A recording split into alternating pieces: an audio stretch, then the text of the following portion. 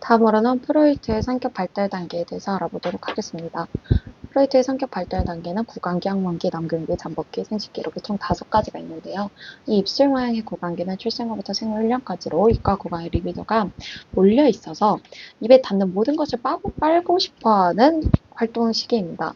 두 번째, 이 X자 모양은 항문기인데요. 생후 1년부터 3년까지로 리비도가 구강에서 항문으로 집중됩니다. 이때 배변 훈련을 하게 되는데 적절한 칭찬과 도움을 받은 경우에는 생산적인 성인이 될 수 있지만 엄격한 배변 훈련이 이루어지면 항문기적 강박 성격이 형성될 수 있으므로 엄격한 배변 훈련은 지양하는 것을 추천합니다. 세 번째, 남근기는 만 3세에서 5세 경우로 리비도가 이제 입에서 항문에서 성기로 넘어온 시기입니다. 이 시기는 오이디푸스 컴플렉스와 일렉트라 컴플렉스가 있는데요. 오이디푸스 컴플렉스는 남자 유아들이 최초의 애정 대상인 어머니를 소유하는 욕망을 가지고 있으며 이로 인한 반감으로 아버지를 경쟁자로 인식해서 남아들이 아버지에게 적대감을 느끼는 것을 오이디푸스, 여아들이 아버지에 대한 애정이 있으며 어머니에 대한 적대감을 가지고 있는 것을 일렉트라 콤플렉스라고 합니다. 네 번째, 잠복기는 만 6세에서 12세 경우로 부모와의 동일시가 강력해지고 초자가 발달되는 시기입니다. 이때 리비도가 잠복되어 있기 때문에 부모에 대한 애정과 동성 친구에 대한 강한 사회적 유대감을 확립하려고 합니다. 마지막으로 생식기는 이 남근기의 아이콘과 같이 똑같은 아이콘을 사용했는데요. 이 뜻은 약 12세경에 시작되고 이 리비도가 다시 한번 발달되는 시기입니다. 이성 부모를 향한 성적 욕망이 다시 한번 나타나는 시기라고 할 수 있습니다. 그 다음으로는 정신분석 이론의 에릭슨에 대해서 알아보도록 하겠습니다. 에릭슨은 사람이 위기를 해결하는 방식에 따라서 서로 다른 성격을 가지게 된다고 생각했습니다. 그래서 에릭슨의 심리사회적 발달 단계 8가지를 에릭슨은 만들고 이 8가지를 거치면서 사회적 상호작용을 하면서 사람은 성격이 형성된다고 생각했습니다. 이 8개가 무엇인지 살펴보도록 하겠습니다. 첫 번째, 기본적 신뢰감 대 불신감입니다. 출생후부터 생후 1년까지의 시기로 영아가 양육자와의 관계를 통해 신뢰감을 형성하느냐 아니면 그렇지 못하느냐의 시기입니다. 이 시기에 영아를 위해서는 따뜻하고 민감한 양육이 필요하고 신체 접촉, 사랑받고 있음을 느끼게 해주는 게 가장 중요합니다. 두 번째, 자율성 대 수치감. 이때 학문기 시절인데요. 생후 1년에서 3년까지로 내가 창의적이고 자율적인 사람이 될 것인지 아니면 내가 무능하고 수치스러운 존재로 나를 인식하게 될 것인지 시기입니다. 자기통제라는 발달과 업을 통해서 이것을 수행하는데요. 또 항문기니까 항문 근육을 스스로 통제함으로써 자율성을 증진시키는지 아니면 실패하면서 수치감을 느끼는지의 시기입니다. 세 번째, 주도성 대 죄책감, 남근기 시기입니다. 만 3세에서 6세까지로 자기의지가 더 확실해지고 독립성이 더 강해집니다. 이 독립성의 발달을 통해 주도성을 획득할 것인지 아니면 꺾이고 의존적이어야 될 것인지라고 생각하는 결정적 시기입니다. 따라서 부모와 교사는 유아의 주장과 행동에 대해 반대하고 처벌하는 직책하기보다는 유아 자신이나 다른 사람에게 신체적, 정서적으로 해가 되는 생각이나 행동이 아닌 경우에는 가능한 유아의 뜻을 존중해 주도록 합니다.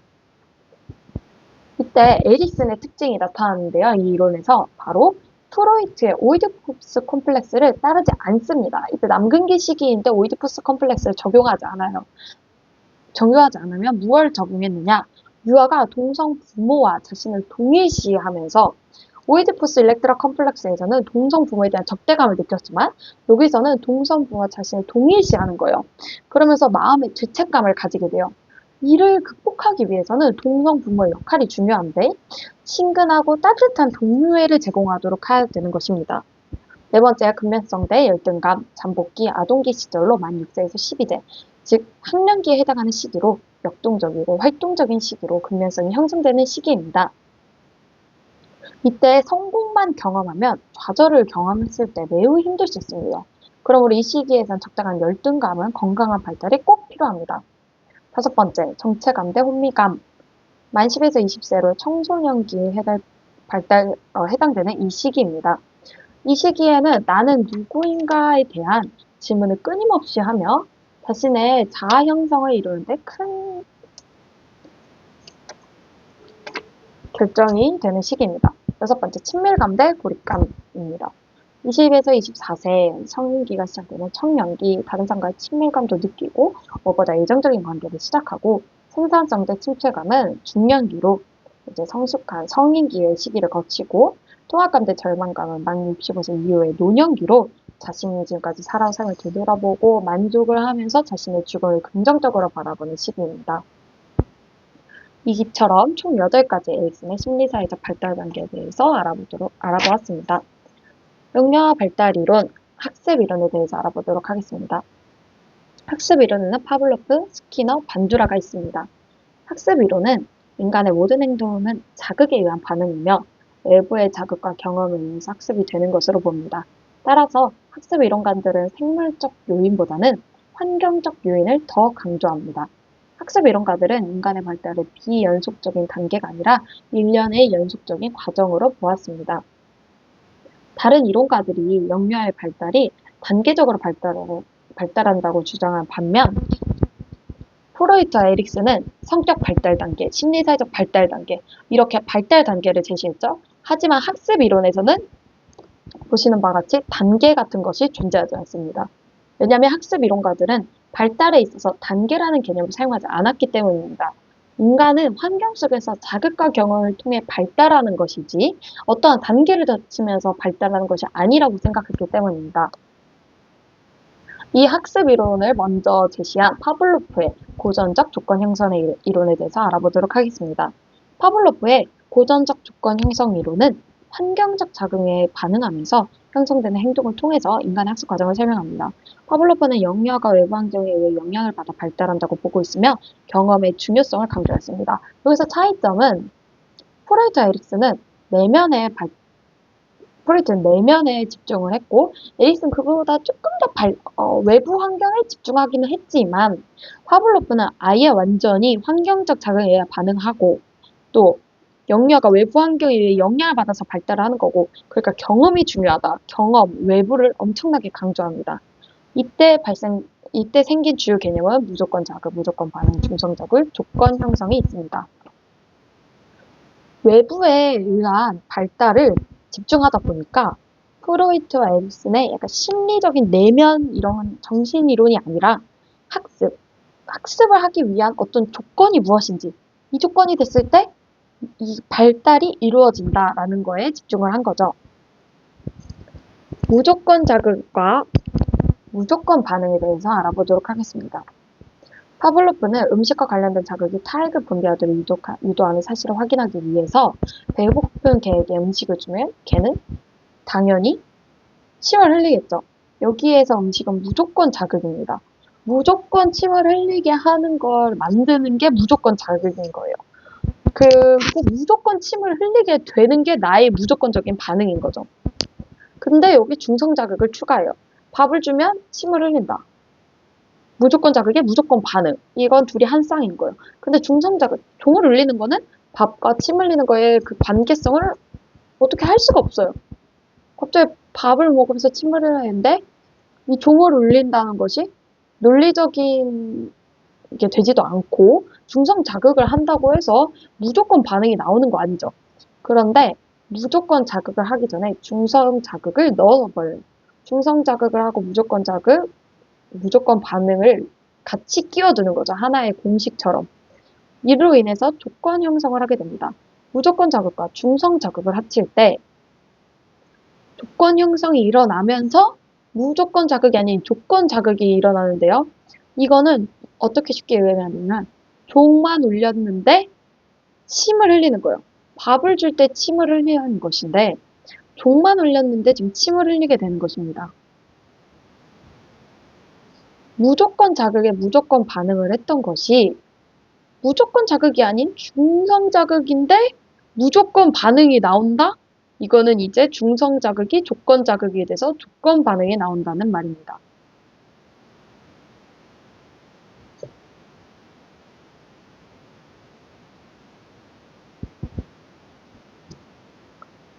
이렇게 무조건 자극과 무조건 반응 사이에 중성 자극을 추가했을 때 한 가지의 조건이 새롭게 형성되는 조건 형성이 이루어지면서 중성 자극이 조건 자극이 됩니다.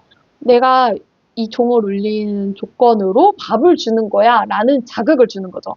어떠한 조건을 자극하는 거예요.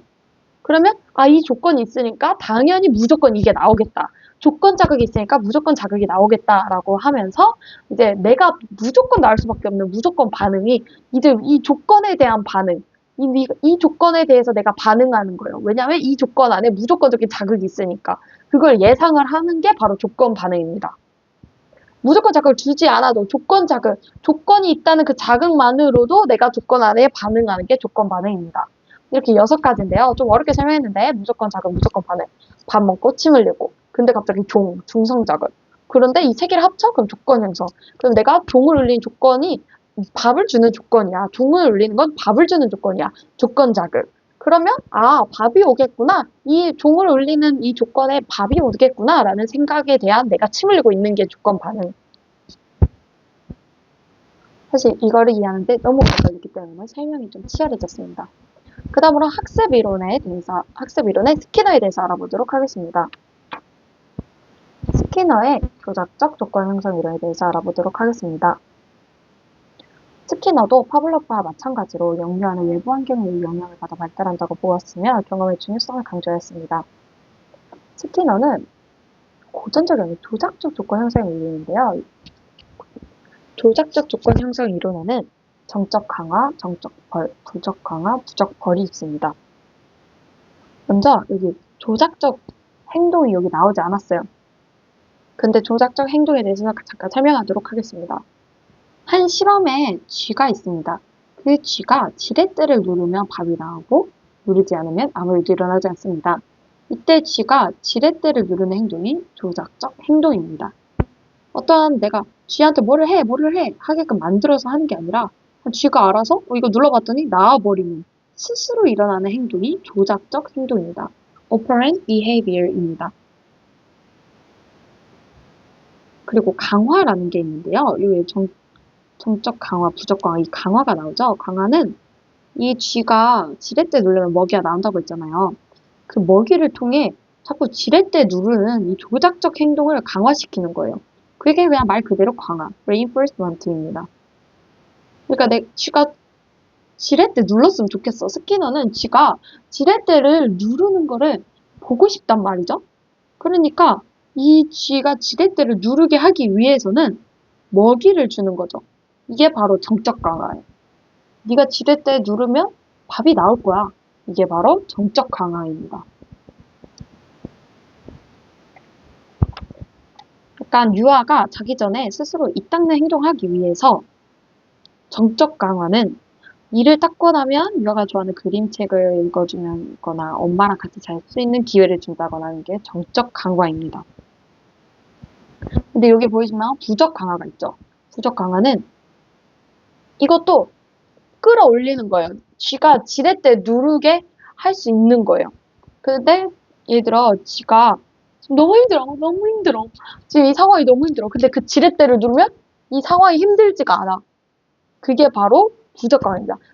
평온해. 근데 밥을 먹고 싶어. 그래서 눌렀어. 하는 게 정적 강화. 너무 힘들어. 근데 눌렀어. 괜찮아졌어. 이게 부적 강화. 정적 강화는 그냥 제로에서 플러스고 부적 강화는 마이너스에서 제로로 가는 게 부적 강화입니다. 어쨌든 누른다. 뭔가 행동을 한다. 행동을 증진시킨다. 이게 강화입니다. 반대로 벌은 어떤 행동을 감소시키는 과정을 벌이라고 하는데 전기 충격이나 체벌과 같이 싫어하는 것을 줌으로써 행동을 감소시키자 하는 것을 정적 벌, 좋아하는 것을 박탈함으로써 행동을 감소시키는 게 부적 벌입니다. 예를 들어 쥐가 자꾸만 철창을 갉아먹는단 말이죠. 근데 여기서 정적인 뜻하는 여기 보시다시피 주다란 뜻이고 부적은 주지 않다요. 벌은 그 행동을 하지 않게 하고 싶은 거야. 내가 벌을 주고 싶은 거야. 근데 벌을 어떻게 주냐? 벌을 무조건 매를 든다고 하는 게 벌이야. 매를 드는 게 정적 벌이고 매가 아니라 약간 협박? 약간 이런 게 부적 벌인 거죠. 정적 벌은 쥐가 지렛대 갉아먹어. 그 지렛대 전기 충격을 줘서 갉아먹을 때마다 쥐가 화들짝 놀라면서 고통을 느끼게 하는 거야. 그러니까 매를 때려치는 거야. 그럼 쥐가 자기가 갉아먹을 때마다 전기 충격이 있으니까 안 긁어먹겠지. 그게 정적 벌. 매를 치는 게 정적 벌. 근데 매를 치지 않으면서도 그 행동을 해야지 않게 하는 거. 뭔가 좀 더 고단수의 느낌이 나는 게 부적벌인데, 부적을 해서 한다는 그 벌이 아니라, 부적을 통해서 물리치는 게 아니라, 약간 그런 뜻일 수도? 부적벌은 보안 노출해서 네가 이거 철장 갉아먹잖아? 그러면 간식 없어. 쥐가 알아들을지 모르겠지만. 어쨌든 아이가 어지르고 청소를 하지 않아. 그럴 때 이제 엄마가 간식을 주지 않는 거지. 근데 그게 부적벌이고 약간 부적으로 착 하듯이 하지마! 약간 봐봐! 약간 이런 느낌이고, 정적 벌은 매를 든다 했잖아요. 청소 안 해? 일로 와. 맞아. 약간 이런 거죠. 이게 어쨌든 벌이고 똑같이 어지르고 청소를 하게 하고 싶어. 근데 강화, 그러니까 청소를 하게끔 만들고 싶어. 이게 강화이고, 청소를 하지 않으면 안 된다. 이게 벌이에요. 청소 안 하는 거를 없애고 싶은 게 벌이고, 청소하게끔 만들고 싶은 게 강화인 겁니다. 이게 차이예요. 근데 청소하게끔 만들고 싶어. 그러면 정적은 뭔가를 주다라는 거죠. 청소하면 간식을 주는 거지. 그리고 청소하게끔 만들고 싶은데 뭔가 부적처럼 그냥 탁 붙여도 알아서 청소를 하게끔 만들고 싶어. 그거는 어떻게 하면 좋을까?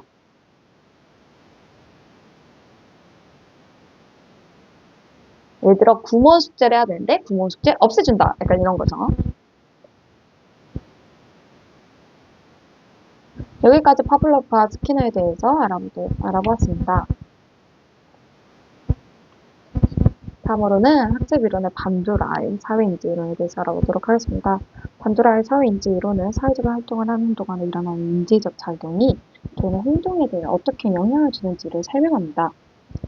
이때 사회인지 이론은 관찰학습, 자기효능감, 상호결정론, 모델 이 세 가지가 있는데요. 관찰학습은 다른 사람의 행동을 관찰하고 대리 경험 또는 간접 경험을 통해 학습이 이루어진다고 보는 게 관찰학습입니다. 학습 이론에서는 직접적인 조건화가 아닌 관찰이나 모델링을 통해 학습을 할 수 있다고 설명합니다.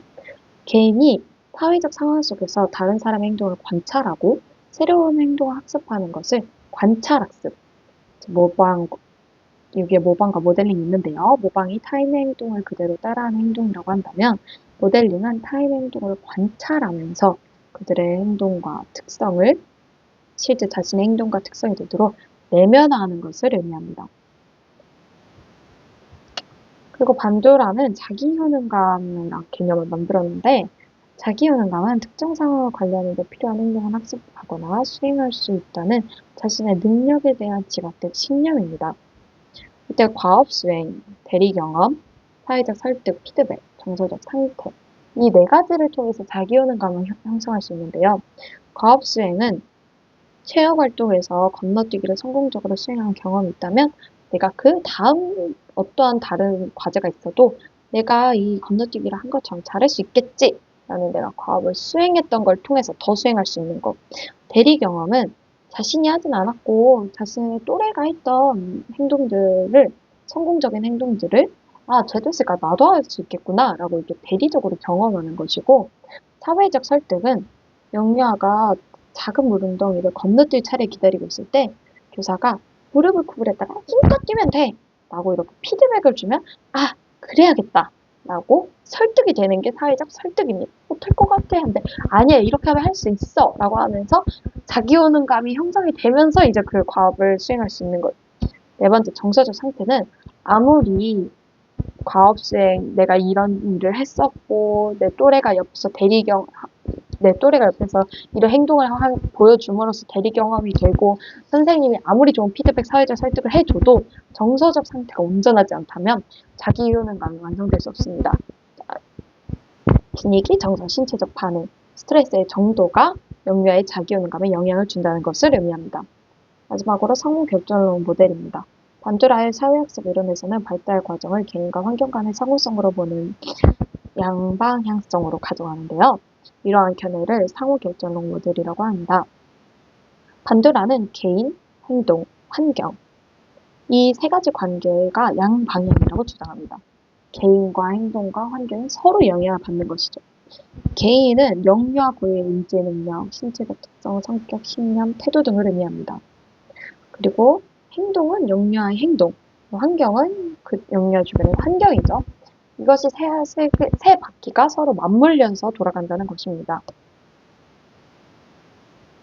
이렇게 반도라는 사회인지 이론을 통해서 외부 환경에 의해서 학습이 되어지는 학습 이론인데 파블로프와 스키너와 다르게 어떤 조건을 형성하는 게 아니라 반대로 그냥 그거 자체만으로 그냥 관찰 학습을 하고 상호 결절로 정말 그 환경에 내가 놓여져 있으면 릴렉을 되면서 학습이 이루어진다. 사회를 인지하면서 학습이 되어지는 게 반도라는 사회인지 이론입니다.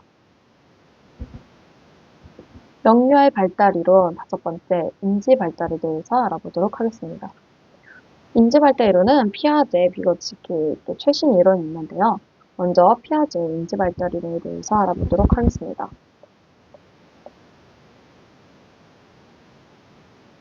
먼저 인지란 두뇌에서 어떤 자극을 받아들여서 유의미하게 저장하고 그거를 적절하게 상황에 맞게 인출하는 정신 과정을 뜻합니다. 주의, 사고, 기억 이런 것들이 다 인지입니다. 이러한 인지가 어떻게 발달하는지에 대해서는 전통적인 관점에서 피아제의 유기체와 환경 간의 상호작용을 발달하는 이론, 비고치키의 사회문화의 영향력을 강조하면서 사회적 상호작용을 통해 인지가 발달한다는 이론, 이 두 가지가 대표적입니다. 그러니까 피아제 인지 발달은 좀 더 유기체와 환경이고 비고치키의 사회문화 인지는 좀 더 사회에 가까운 이론이죠. 피아제 인지 발달의 이론에 대해서 알아보도록 하겠습니다. 피아제는 어린이들이 특정 질문에 시종일관 오답을 하는 것에 관심을 가졌습니다. 즉, 특정 발달 시기의 아이들이 공통적인 인지 패턴이 있다는 것을 알아챘다는 것이죠. 먼저 첫 번째, 피아제 인지 발달 이론의 중요한 가정은 유기체가 지닌 인지 구조 도식이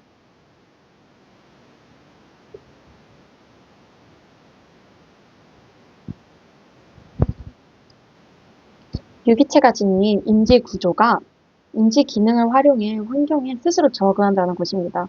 따라서 인지 구조와 인지 기능은 사람이 순차원적으로 가지고 태어나는 것이며 환경과의 상호작용을 통해 인지 구조의 변화가 일어난다고 할 수 있습니다. 인지 구조는 변하잖아요. 인지 구조는 변해요. 인지 기능 자체는 불변합니다. 근데 이 인지 구조와 인지 기능은 생기는 게 아니라 가지고 태어나는 것입니다. 인지 구조, 변하는 인지 구조가 환경에 적응을 하면서 인지 기능을 이렇게 서로 자극을 준다는 거죠. 그러면서 이제 어떤 특정한 인식 패턴이 나타날 수 있다. 그러면서 인지가 발달된다. 발달 단계를 갖는다. 인지 구조에 대해서 알아보도록 하겠습니다. 인지 구조는 우리가 경험한 것을 머릿속에 표상하고 조직하고 해석하는 데 사용하는 정신적인 틀과 같습니다. 인지 발달이라는 것은 이러한 인지 구조를 정교화하고 변형해 나가는 과정이라고 할 수 있습니다. 이 인지 구조 세 가지 발달 알아보도록 하겠습니다. 감각 운동 도식. 감각 운동 도식은 최초로 나타나는 인지 구조로 영아기 아이들이 자신의 경험을 표상하고 해석할 때 직접적인 감각 경험과 운동적 경험을 활용하여 그 대상에 대한 지식을 형성하는 것입니다.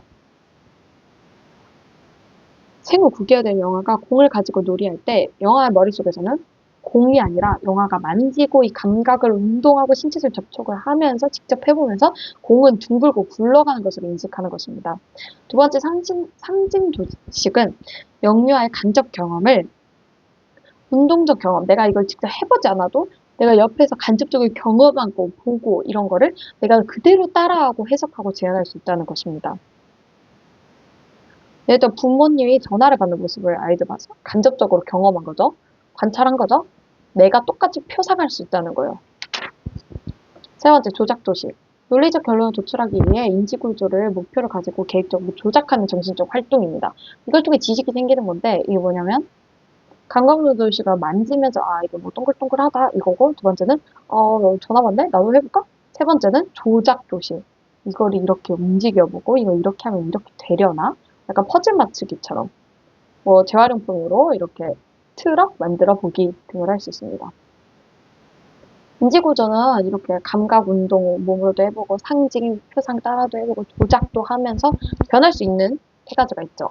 근데 인지 기능 자체는 바뀌지 않는다는 것입니다. 인지 기능은 네 가지가 있는데 첫 번째, 동화. 동화는 새로운 환경과 경험을 받아들일 때 이미 자기가 가지고 있던 거를 활용해 기존 도식에 맞게 이해하려는 사고방식입니다. 이러니까 인지 기능은 바뀌지 않는다는 거예요. 이미 알고 있는 거에서 플러스 추가가 되는 것뿐 그냥 그거 자체가 바뀌고 이런 건 아닙니다. 예를 들어 사과와 사과 그림이 있는데 그걸 구별을 하지 못해요. 내가 알고 있는 사과는 먹는 사과인데 내가 본 이 사과 그림을 왜 먹을 수가 없지? 혹은 내가 알고 있는 건 사과 그림인데 이 사과는 똑같이 생겼는데 먹을 수 있다네? 동화. 정말 똑같이 보는 거예요. 두 번째, 반사.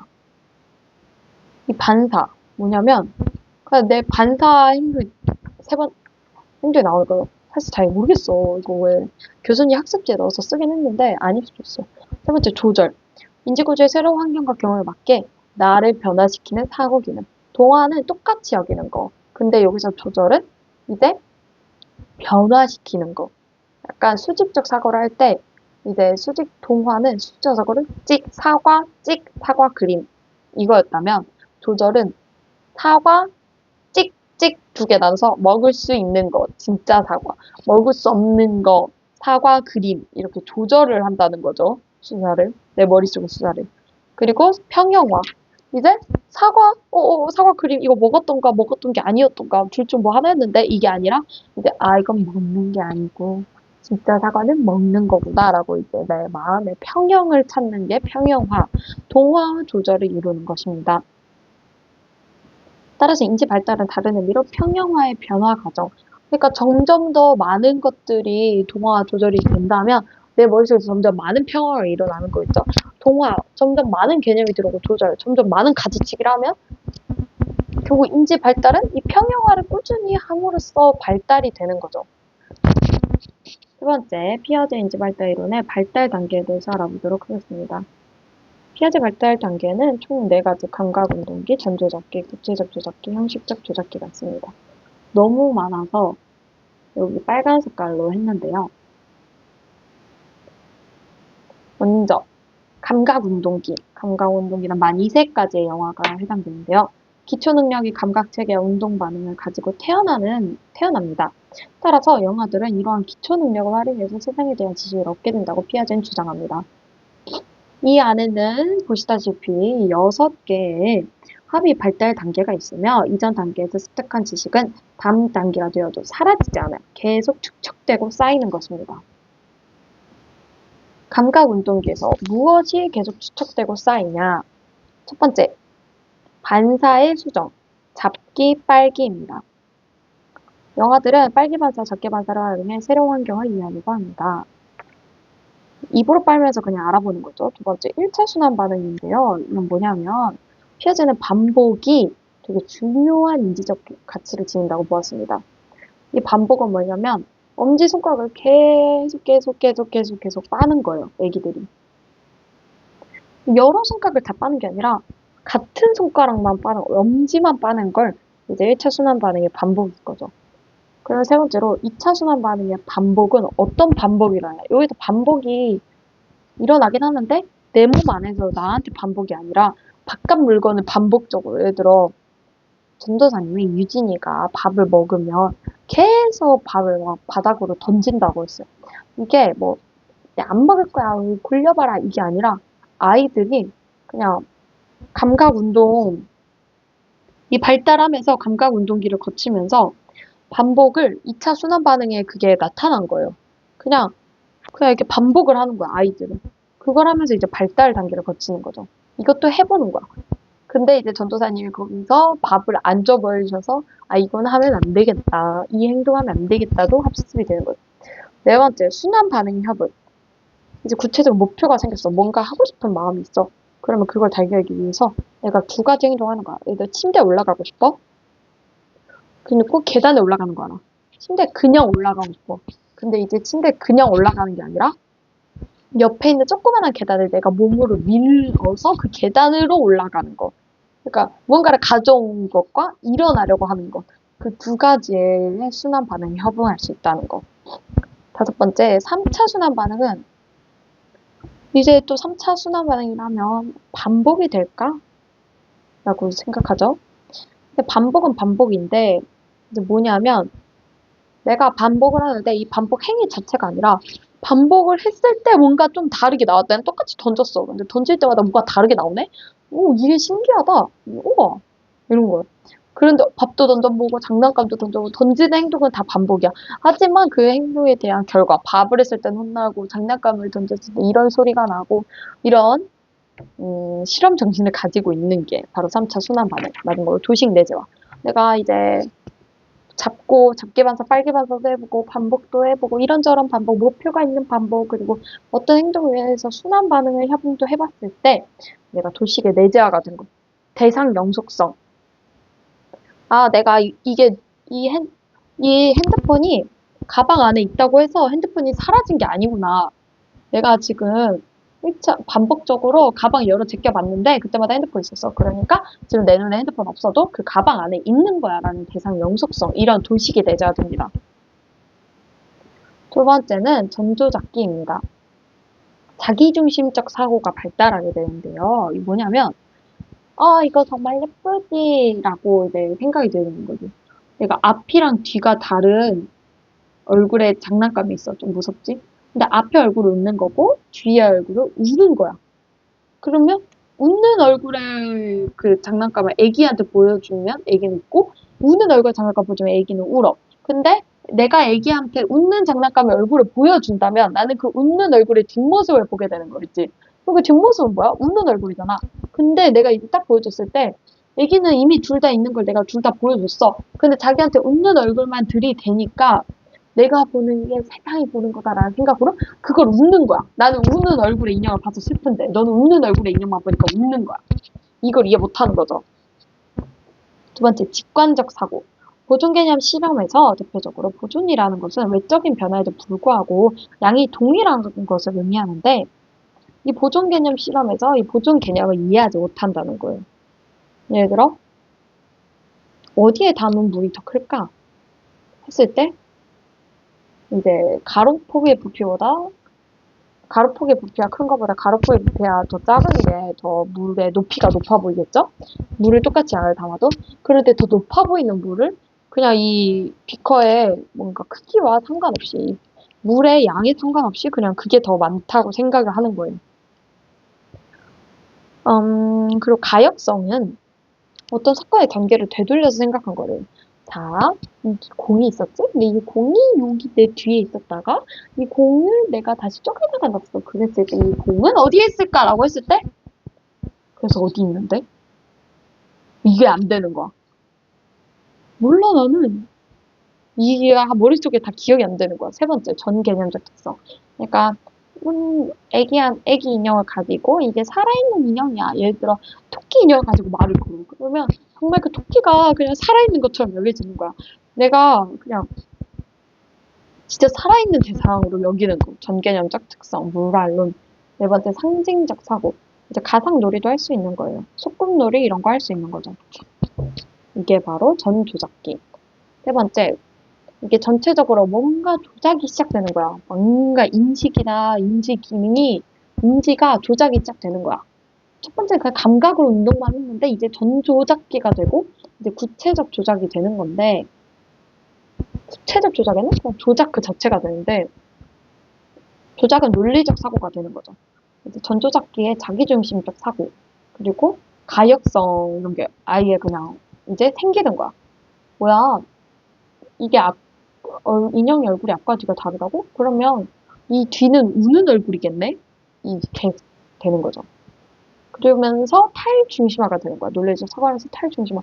그럼 너는 인형의 얼굴 10분 모양 보니까 안 웃기겠다. 나는 웃는 얼굴을 봐서 웃긴데. 이렇게 되는 거죠. 그리고 세 번째, 보존 개념이 생기는데, 보존 개념 없다 했죠? 이제 생기는 거예요. 에이, 똑같은 물이잖아요. 이렇게 말하는 거죠. 네 번째, 귀납적, 경험적 사고인데, 네, 귀납적과 연역적 사고. 귀납적은 이제 뭐 A 라는 경험 쌓았어. 그럼 이제 이것도 A겠네. 이게 구체적 조작기였다. 그러면 이제 전 조작기, 구체적 조작기, 이제 형식이 형성되는 형식적 조작기. 형식적 조작기에서는 학습 조작, 추상적 사고가 가능해지고, 면역적, 이걸 했더니 이렇게 되겠네. 가설적 사고가 되고, 논리적 결론을 추리할 수 있습니다. 내가 공을 어디다 놔게 했는데, 공이 그럼 여기에 있겠다. 라고 이제 말할 수 있는 거죠. 이게 바로 피아제의 인지발달 이론입니다. 다음으로 비고츠키의 사회문화 인지 이론에 대해서 알아보도록 하겠습니다. 비고츠키 인지발달 이론의 중요한 과정은 피아제와 비교하여 두 가지를 언급할 수가 있는데요. 여기 노란 색깔 박스 안에 있습니다. 첫째, 피아제의 견해와 같이 영유아를 능동적 학습자로 봅니다. 영유아가 새로운 지식을 알아보고자 호기심을 가지고 적극적으로 탐구한다고 여기는 거죠. 근데 둘째, 피아제와 다르게 피아제는 인지발달이 개인의 환경에서 이루어진다 했는데 비고츠키는 인지발달이 사회적 맥락 안에서 이루어진다라고 보는 것이 바로 차이점입니다. 효과적인 교육을 통해서 발달이 이룰 수 있다고 생각한 게 비고츠키인데요. 비고츠키는 자신의 인지발달 이론의 사회적 상호작용과 관련한 새로운 개념인 근접 발달 지대, 그리고 학습 도구에 대해서 얘기했습니다. 근접 발달 지대는 실질적 발달 수준과 정제적 발달 수준 간의 간격을 얘기합니다. 실질적 발달 수준 A와 근접 발달 수준 B의 간격이 있는데 이 간격이 바로 근접 발달 지대입니다. 실질적 발달 수준은 어떠한 문제를 영유아가 혼자서도 해결할 수 있는 거고, 정제적 발달 수준은 혼자 하기는 어려운데 누군가 도움을 준다면 이제 거기까지 할 수 있는 능력 수준인 거죠. 근접 발달 지대는 이제 실질적 발달 수준과 정제적 발달 수준 간의 차이를 뜻하고, 이거를 정제적 발달 수준까지 이제 할 수 있는 방법으로는 사회적 상호작용을 통해서 할 수 있다. 선생님이 도와주거나 아니면 내가 사회에서 이걸 상호작용하면서 이제 할 수 있다. 또 학습 도구로서 언어에 강조를 했는데 이 사회적 상호작용의 수준이 바로 언어를 통해서 작용된다. 그리고 또 혼잣말도 중요하게 보는데 혼잣말은 사고의 조절을 돕는 역할을 하고 어려운 문제를 해결하는 상황에서 영유아가 더 많이 사용한다. 혼잣말을 어려운 상황에 발전할 때 혼잣말을 많이 사용한다. 그렇기 때문에 혼잣말과 언어는 학습 도구로서 매우 중요하다. 사회적 상호작용에서 이렇게 연결이 됩니다.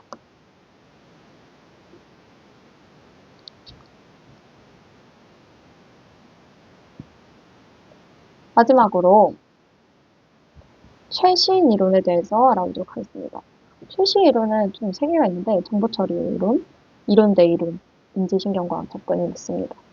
먼저 정보처리 이론에 대해서 알아보도록 하겠습니다.